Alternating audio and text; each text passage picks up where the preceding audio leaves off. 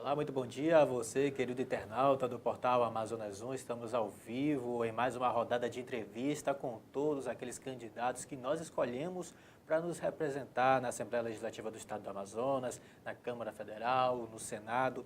Ainda temos aí um segundo turno, onde vamos escolher os nossos representantes ao governo e também à presidência da República.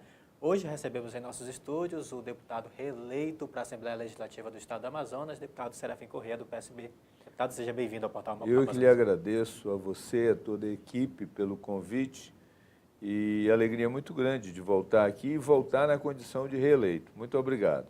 Deputado, agora o trabalho já estava sendo realizado. Sim. Agora o povo lhe deu a oportunidade mais uma vez, mostrou a confiança, acompanhou com certeza o seu trabalho e deu mais essa outra oportunidade de novo de ser deputado na Assembleia Legislativa do Estado do Amazonas. Como é que vai ser essa atuação e como é que o senhor enxergou essa sua reeleição aí à Olha só, Assembleia? eu entendo como reconhecimento de um trabalho. Claro que eu também tenho que entender um recado que veio das urnas. Eu fiz um discurso muito voltado para a economia, para a geração de empregos, para a Zona Franca, para a educação. Mas o discurso que predominou foi o discurso da segurança. Ele predominou. E nós temos que entender, o povo sempre tem razão, o povo sempre age de boa fé. E nós temos que captar essas mensagens. E diante desse recado, eu não vou deixar de tratar de geração de emprego, de Zona Franca, de educação, mas vou incluir e vou estudar mais a questão sobre segurança. Veja que 3 deputados, pelo menos, 2 deputados foram reeleitos e um novo deputado eleito. O delegado Péricles, que foi o mais votado em Manaus, o Cabo Maciel e a Alessandra Campelo. 3 deputados que tiveram o discurso voltados para a segurança e que esse discurso foi ao encontro daquilo que o eleitor queria. Agora, eu tenho consciência de que eu dei o meu melhor dentro daquilo que eu sempre pautei a minha atuação, que é voltado para geração de emprego, atração de novos negócios, caminhos para Manaus, caminhos para o Amazonas. Entendo que essa é uma pauta que nós não podemos deixar de lado, ela tem que continuar, até porque Manaus perdeu, assim, o distrito chegou a ter 150 mil empregos, hoje tem 80. Foi quase a metade.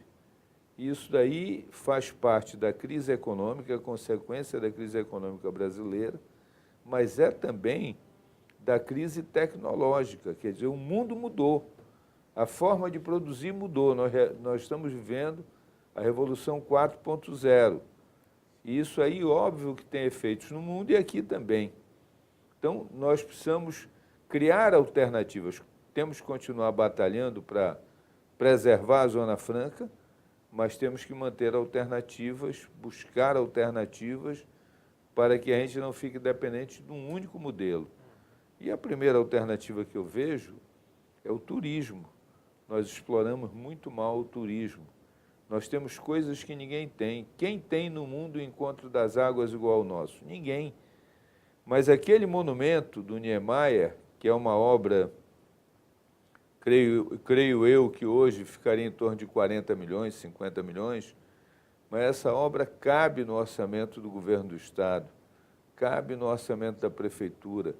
Mas se não quiser fazer a obra do Niemeyer, que faça 1 quilômetro de avenida, dando acesso ao local, e bosquear o local, e acesso ao turista, pronto. E aí, com o tempo, vai construindo a obra. Estou sugerindo esse caminho. Temos o caminho da mineração, só que a mineração depende de energia elétrica. Já estamos interligados à União de Tucuruí. Tem o campo de Azulão de Silves, que pode gerar uma quantidade significativa de energia à base de gás. Então, nós precisamos avançar na economia, porque se não tiver economia, se não tiver emprego, não vai ter saúde, não vai ter educação e vai ter que aumentar os gastos na segurança. E não vai ter, o senhor falou o último, não vai ter a segurança. Exatamente. Gente desempregada... Exatamente, aumenta, pois é. Aí tem que aumentar investimentos na repressão, o que é muito ruim. quando você poderia aumentar os investimentos na educação. Inclusive, esse tema segurança tem sido muito discutido entre os candidatos ao governo. Desde que começou as Sim. eleições, o que mais se fala durante as campanhas são as questões até paliativas da segurança Exato. pública. Mas o que o senhor fala é muito interessante. Essa questão da geração de empregos, a gente precisa trabalhar. E essa questão de não depender da Zona Franca. Eu queria saber, inclusive, dessa questão da Zona Franca. O senhor vai continuar essa linha de atuação da defesa da Zona Franca? Sim, até porque há um ataque ainda na Zona Franca de Manaus. Exatamente. Veja, o modelo Zona Franca, ele é frágil em si. Por quê? Porque o principal incentivo da Zona Franca de Manaus é o IPI. Só que a alíquota de IPI, ela pode subir ou descer de acordo com o decreto do presidente da República. Este ano, o presidente Temer reduziu o IPI de concentrados de 20% para 4%. Isso praticamente inviabiliza o polo de concentrados. Aí agora ele baixou um decreto, e aí foi uma esperteza que eu considero não correta de parte dele. Aí ele disse, vou atender. Aí ele colocou para 12% em janeiro e 8% em setembro do ano que vem. Mas no dia 1º de janeiro, quando isso vai entrar em vigor, já teremos um novo presidente. Quer dizer, ele fez caridade com o chapéu alheio. E a Zona Franca ainda tem uma situação que é bem contrastante. É que, para nós, quanto mais alta for a alíquota de IPI, melhor. Só que isso é ruim para o Brasil. Aí nos coloca em choque com as outras 26 unidades da federação. Daí eu dizer que o modelo é frágil, porque quando chega na hora, nós vamos para uma briga onde tem 26 do outro lado e nós estamos sozinhos do lado de cá. Entendi. Como é que vai ser a sua atuação para desenvolver essa parte dos outros setores da economia, principalmente no interior do Estado? A gente sabe que o interior do Estado tem muita potencialidade em outros setores, na piscicultura, Sim. De toda a nossa flora. Como é que o senhor pretende trabalhar para que a gente possa enriquecer essas outras áreas? A gente sabe que o interior é bastante abandonado pelo poder público. Olha só, cada área do Estado tem uma vocação. Se você pegar ali o sul do Estado, Humaitá, Puí, Lábrea, Boca do Acre, você vai ver que aquela região, para onde vieram muitos imigrantes, eles vieram voltados para a pecuária. Você tem um grande rebanho ali. Antes, o nosso maior rebanho era em Parintins, hoje não. Hoje é Boca do Acre, hoje é Apuí, é Santo Antônio do Matupi, cercanias de Humaitá. Entendo que é fundamental a reabertura da BR-319. Isso é uma luta que não é minha, não é sua, não é do atual governador, não é do futuro governador. Ela é de todos. Essa estrada, ela já foi pavimentada, ela funcionou de 1970 até 1986, quando ela, por falta de manutenção, foi fechada, e depois se criou um discurso ambientalista que impede que a gente avance. No meu entender, o trecho do meio, como é chamado, que são 400 quilômetros, esses 400 quilômetros, eles terão que ser uma estrada-parque. Fora disso, nós não vamos conseguir superar o discurso ambientalista. Isso terminou virando uma questão internacional, barreiras internacionais. Quer dizer, toda vez que se fala em abrir, tem protestos no mundo inteiro por conta da estrada. E eu entendo que nós temos que ter uma estratégia, e a primeira delas seria fazer as pontes.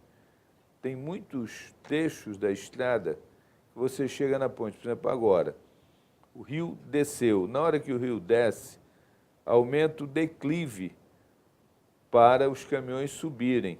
Isso gera um problema, tem que ter máquina para puxar o caminhão. O carro pequeno termina atolando, de vez em quando vira uma carreta. Então, nós precisamos avançar com essa estrada, e a ideia que eu entendo como a mais viável para a gente poder superar o discurso ambientalista é exatamente da estrada parque. Nesses 400 quilômetros, não teria possibilidade de derrubar uma árvore. Teriam os postos de serviço, exatamente para uma emergência, e ter um batalhão ambiental no Careiro Castanho e outro batalhão ambiental em Humaitá. E esses 2 batalhões cuidariam da estrada com drones, com a presença através do homem, creio que 200 militares de um lado, 200 militares de outro, fariam esse serviço de forma muito eficiente, de forma a não deixar nenhuma margem de dúvida. Entendo que esse é o caminho. E você tendo essa questão resolvida, você resolve, por exemplo, muito o abastecimento de Manaus pelo que se produz em Rondônia.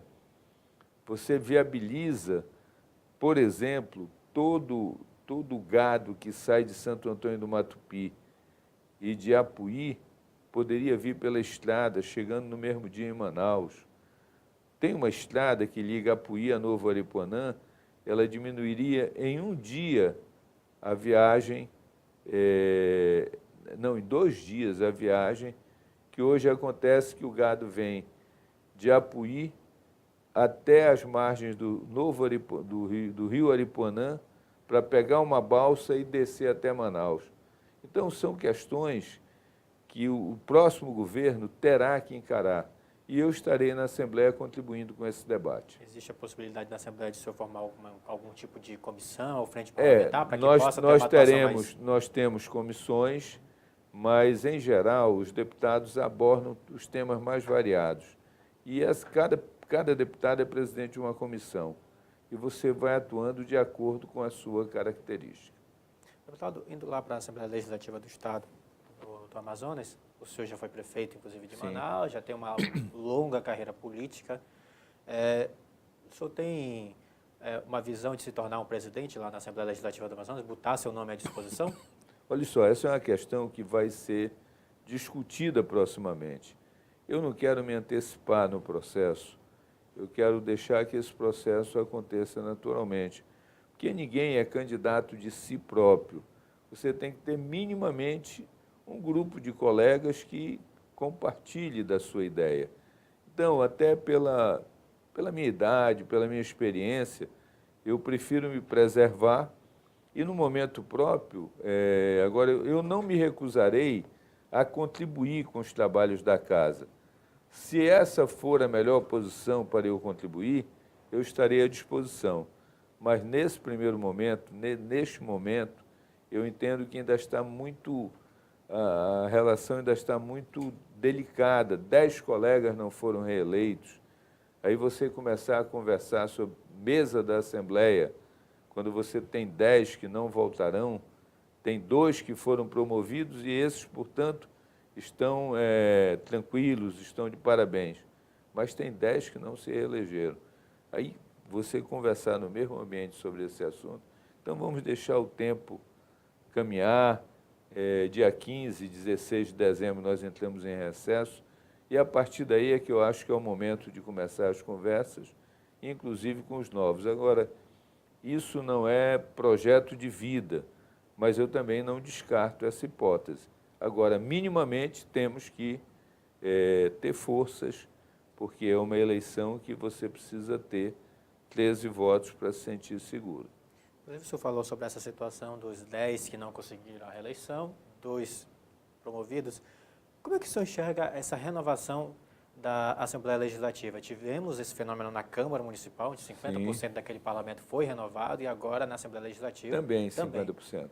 Olha só, eu entendo isso como um processo natural. O tempo vai rodando, as coisas vão mudando, os discursos...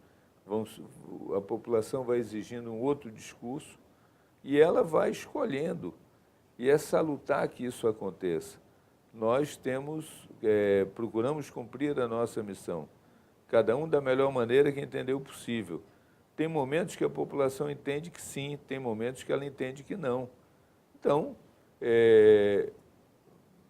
receber o recado das urnas e seguir em frente. Foi com surpresa que o senhor recebeu o resultado dessas eleições como um todo? Como um todo, sim. No ramo do deputado federal, Senado? Como um todo, sim. A nível federal da Câmara dos Deputados, nós tivemos uma renovação de 75%. E a nível de Assembleia, uma renovação de 50%. Embora 2 tenham saído da Assembleia e tenham ido para a Câmara. o que significou uma renovação. No Senado, a renovação foi de 50%.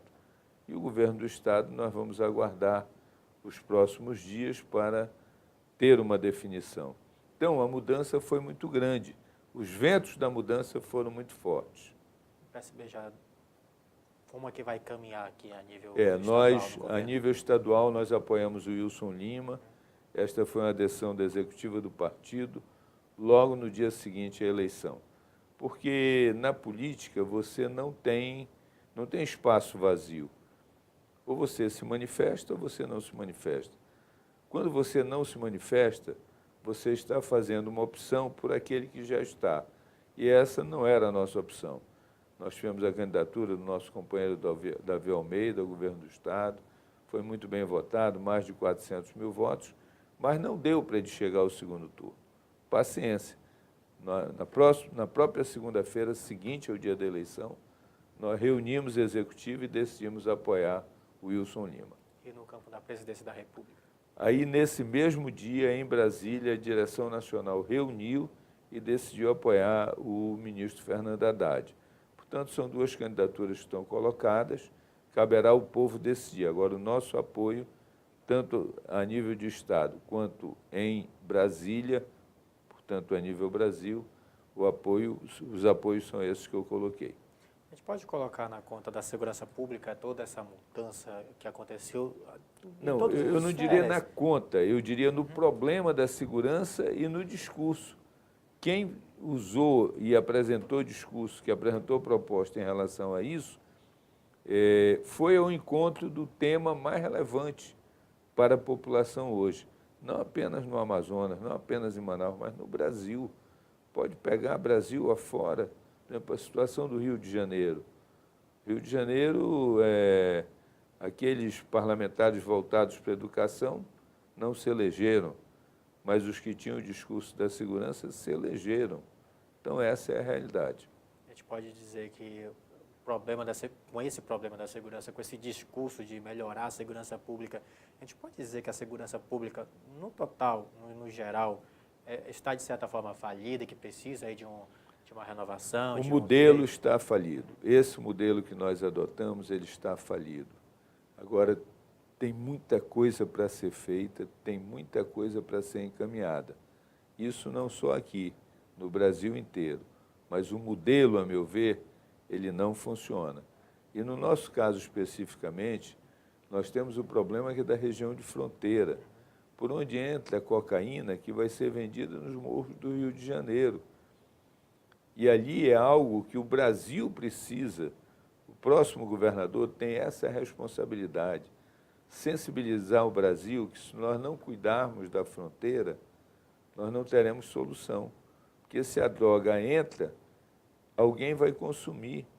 E se esse alguém vai consumir, ele vai se tornar dependente e, portanto, esse é um mercado de muitos bilhões de dólares e que nós estamos exatamente na porta de entrada.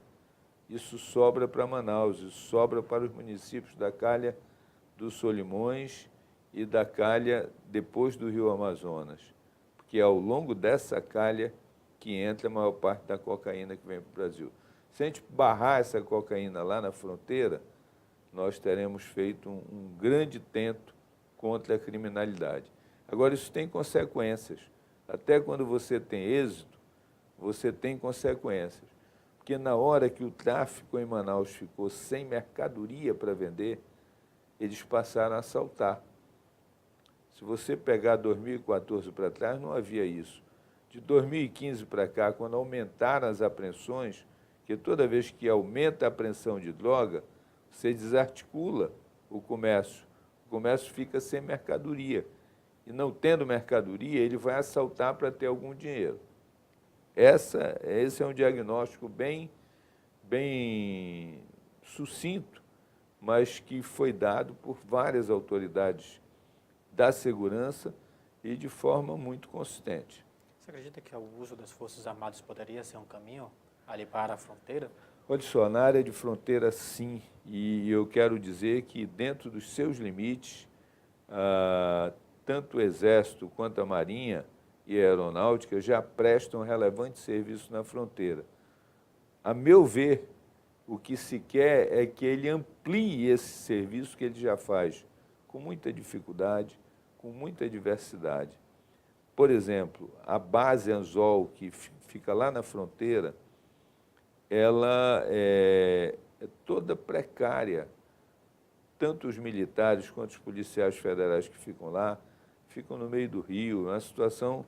Então, creio que ali teria que ter uma estratégia muito mais ampla, contemplando embarcações maiores, o rio Javari, aquela região da fronteira, toda ser mais vigiada.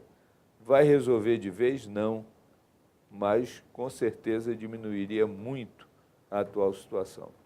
Deputado, uma pergunta que eu costumo sempre fazer, a gente vive uma eleição muito atípica a nível nacional, a nível Brasil, para presidente da República. A gente toca no quesito de segurança, acaba continuando. Os nervos estão à flor da pele, as pessoas estão... Verdade. Exacerbadas. Isso. É com exagero que elas debatem nas redes sociais e também pessoalmente, inclusive com agressões físicas, além das verbais. Como é que o senhor enxerga essa eleição para presidente da República? Ela está de uma forma bem atípica. E como é que o senhor vê a situação do eleitorado brasileiro que está com muita preocupação? E eu vou lhe explicar por quê. Porque enquanto o debate está sendo esse emocionalizado, você não vê debater questões como a reforma da Previdência, que é inevitável. Nós vamos nos aposentar com que idade? Porque nos anos 50 você vivia até 50 anos e morria. Essa era a vida média do brasileiro. Mas hoje a vida média do brasileiro vai de 75 a 80 anos. Então aquele modelo de previdência de lá não consegue sobreviver com uma vida média de 75 anos. Ele se torna inviável. Tem que haver uma reforma da Previdência.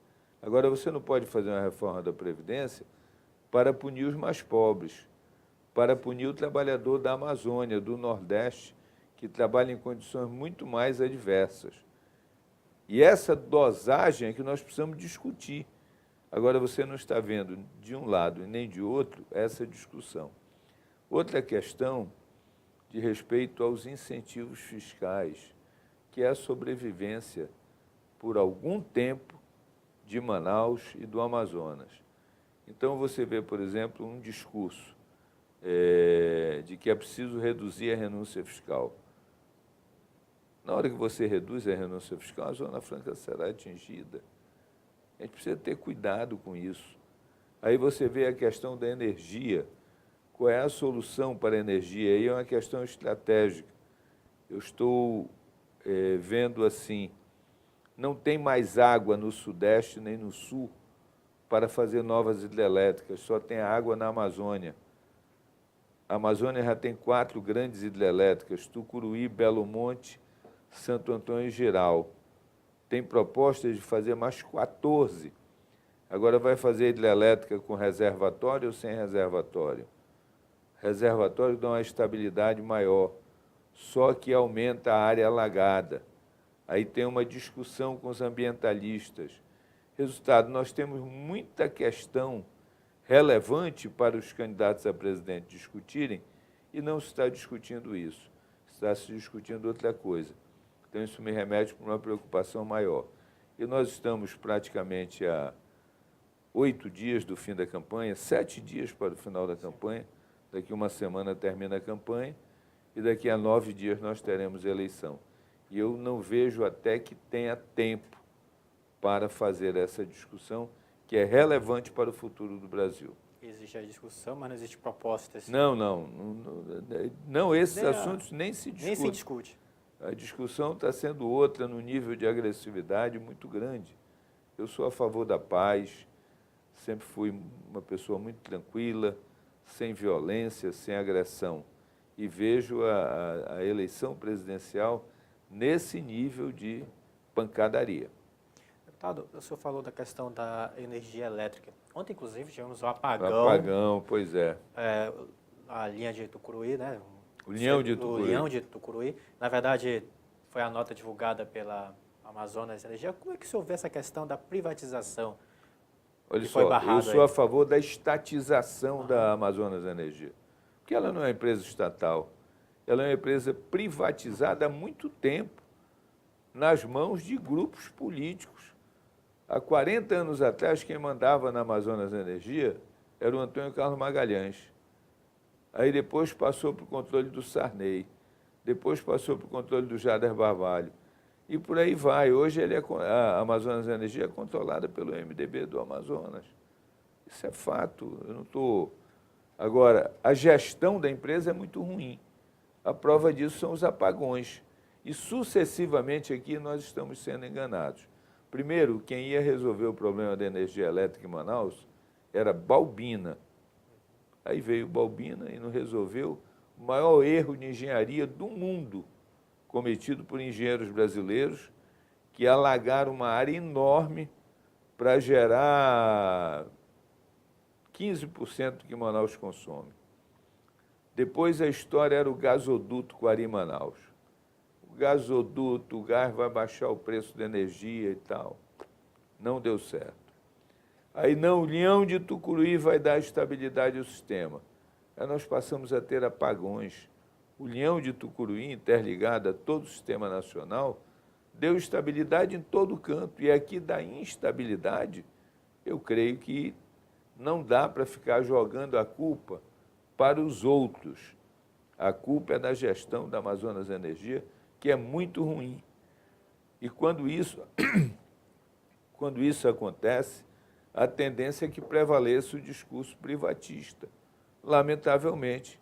Mas quem está dando causa a isso é a péssima gestão da Amazonas Energia. E nós temos que ter autocrítica, porque se nós não tivermos autocrítica, nós vamos nos dar mal no debate. O que se pode fazer na Assembleia Legislativa? Uma audiência pública? Olha só, a Assembleia pode fazer de repente? barulho. Digo até que nós temos feito barulho.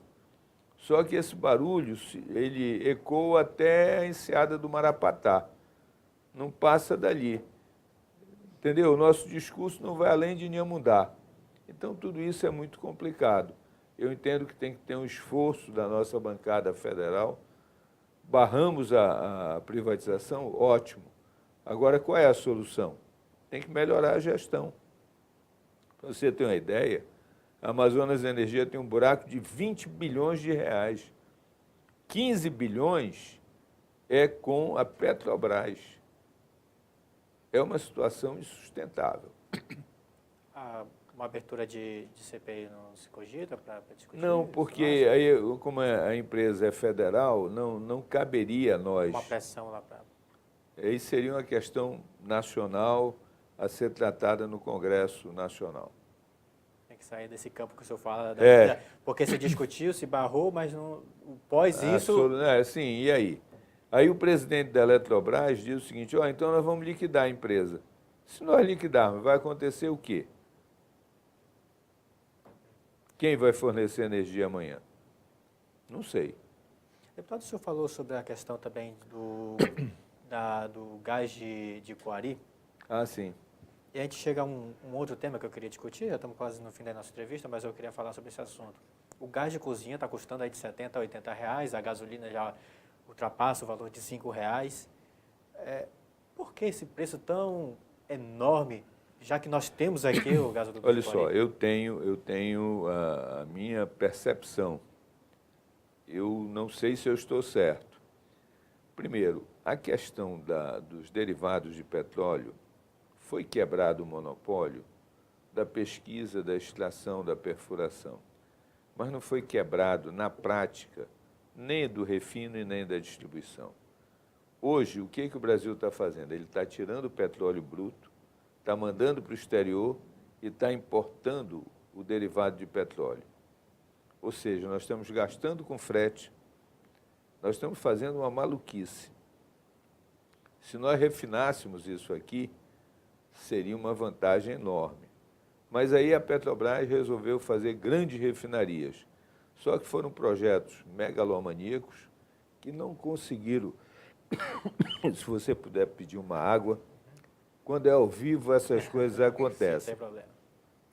Mas aí o que ocorre? O Brasil ele está gastando um horror com frete para mandar o petróleo bruto para trazer o combustível refinado. O resultado disso é que o preço é caro, porque ele vai e volta, é um passeio. Isso é um absurdo. A outra questão é que o Brasil não admite que alguém importe derivados de petróleo que não seja a Petrobras. E depois dá à Petrobras a primazia de estabelecer o preço. Se nós deixarmos o preço para o mercado e abrirmos a importação, por certo o preço vai ser menor. Por exemplo, nós aqui que temos a Venezuela, se os postos de gasolina pudessem importar gasolina da Venezuela, a gasolina é de melhor qualidade e é mais barata. Aí se estabelecia uma competição e aí os preços tenderiam a cair. Questão do gás. O gasoduto de Manaus precisa ser explicado. O secretário de Planejamento, Dr. Orestes, na Federação das Indústrias, disse que o preço do nosso gás é 10 vezes maior do que o preço internacional. O que houve? Por quê? Onde foi que nós erramos? Nós, Brasil. Então, essas questões, elas precisam ser mais debatidas, mais questionadas e encontrarmos caminhos. Há uma rebelião da população em relação ao preço da gasolina. Aí, para fechar esse quadro, 60% do preço da gasolina é composto de imposto. PIS, COFINS e ICMS. Então, a gasolina poderia ser vendida a R$2, mas como tem R$3 de tributação, ele vira R$5. É esse o quadro, é assim que eu vejo. Inclusive, houve uma discussão muito grande em relação a, quando se instalou o gasoduto de Coari Manaus, de você fazer a mudança dos veículos para gás. Sim. Só que hoje você fazer a mudança do seu carro, fazer a modificação dele para gás, custa muito caro e as pessoas acabam não transformando. Pois é, inclusive a frota de ônibus de Manaus seria toda a gás. Quando as obras do gasoduto começaram a avançar, eu era prefeito e essa era a promessa da Petrobras. Aí depois a Petrobras simplesmente não falou mais no assunto. E ninguém não se fala mais nisso, ponto. Não pode ser assim. A Petrobras, a Eletrobras, as empresas estatais do governo federal precisam ter mais compromisso com a sociedade local, com a comunidade local. Hoje elas não têm. O senhor pensa fazer algo da Assembleia Legislativa para discutir melhor esse Olha assunto? só, o deputado Sinésio tomou a iniciativa de convidar a Petrobras para no próximo dia 30 ir lá explicar essa questão. Assim como também a Eletrobras, e como ele é presidente da comissão que trata disso, ele tem a primazia. E também hoje ele falou sobre o convite à direção da Amazonas Energia para que vá até a Assembleia para a gente discutir, para a gente ter mais informações. Essas empresas são muito fechadas, elas não são transparentes. É difícil de conseguir informações. Exatamente. Aliás, tem uma história sobre a Petrobras fantástica. O presidente Itamar Franco disse que ele gostaria de ver a folha de pagamento da Petrobras. Naquela época, 93, rodava em formulário contínuo, né? Aí deram 1000 desculpas, o fato é que ele deixou de ser presidente e ele não conseguiu ver a folha de pagamento. Quando em 2010, ele é eleito senador. Chegou no Senado e disse, bem, agora eu vou conseguir ver a folha de pagamento da Petrobras. Ele requereu, aprovaram e tal, ele morreu e não conseguiu ver a folha de pagamento da Petrobras. Então, isso é uma caixa preta. Quando não se consegue nem ver a folha de pagamento, que dirá os contratos que foram superfaturados. Aí vem aquela história, não, esse contrato é sigiloso, que é para o concorrente não saber os termos. Mas espera aí, a Petrobras é uma empresa do Brasil. Se ela é uma empresa do Brasil, ela tem que ser transparente. Por que acontece a corrupção? A corrupção é a soma do monopólio, mais o poder discricionário dos dirigentes, menos transparência. Ora, a Petrobras é monopólio, tem poder discricionário dos dirigentes e transparência zero. Quando isso acontece, fica muito difícil não acontecer o que aconteceu. À toa que tivemos aí essa Exatamente, operação exatamente, gigante que prendeu várias exatamente. pessoas no caso de corrupção. Deputado, nossa entrevista chega ao fim. Eu agradeço por o senhor ter recebido o nosso convite. Quem agradece sou eu fico sempre à disposição e entendo que você e o site Amazonas 1, de modo geral, prestam relevante serviço à sociedade como um todo, trazendo os parlamentares aqui para que eles possam conversar e interagir. Esse novo mundo da internet. Muito obrigado. Muito obrigado mais uma vez, Valeu. deputado. Toda sorte, todo sucesso. Muito obrigado. Lá na Assembleia Legislativa do Estado do Amazonas. Essa entrevista você pode rever em nosso Facebook e também nosso site no amazonas1.com.br. Portal Amazonas 1, informação com qualidade.